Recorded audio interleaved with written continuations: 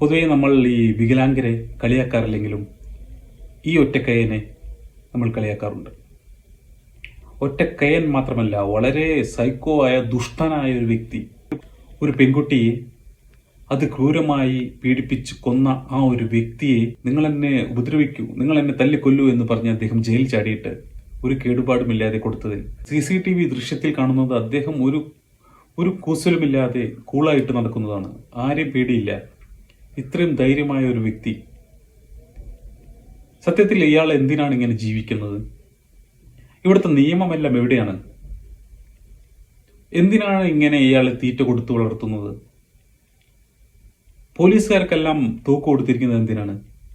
ഇയാൾ ജയിൽ ചാടി ആ നിമിഷം വെടിവെച്ച് കൊല്ലണമായിരുന്നു. എല്ലാ ന്യൂസ് ചാനലുകളും ഗോവിന്ദച്ചാമിയെ കിട്ടി എന്ന് പറഞ്ഞ് എക്സ്ക്ലൂസീവ് ഫസ്റ്റ് ഞങ്ങൾക്കാണ് കിട്ടിയത് എന്ന് പറഞ്ഞ് കറക്റ്റ് 10 മണിക്ക് ന്യൂസ് കൊടുത്തു. മനോരമ, റിപ്പോർട്ടർ, 24 അങ്ങനെ എല്ലാ ചാനലുകാരും ഫസ്റ്റ് ഞങ്ങളാണ് ഈ ന്യൂസ് പബ്ലിഷ് ചെയ്യണമെന്ന് പറഞ്ഞ് ഗോവിന്ദച്ചാമിയെ കിട്ടി എന്ന് പറഞ്ഞ് ന്യൂസ് കൊടുത്തു. പോലീസ് കമ്മീഷണർ പറയുന്നു കിട്ടിയിട്ടില്ല എന്ന്. സത്യത്തിൽ എന്താണ് ഇവിടെ സംഭവിക്കുന്നത്?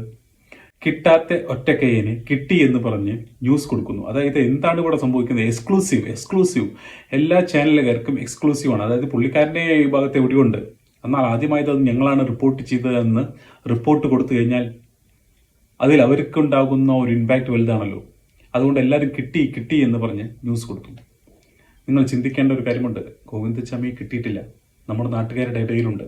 നമുക്ക് എന്ത് വേണേ അദ്ദേഹത്തെ ചെയ്യാനുള്ള ഒരു സമയമാണ്. ചിന്തിക്കുക.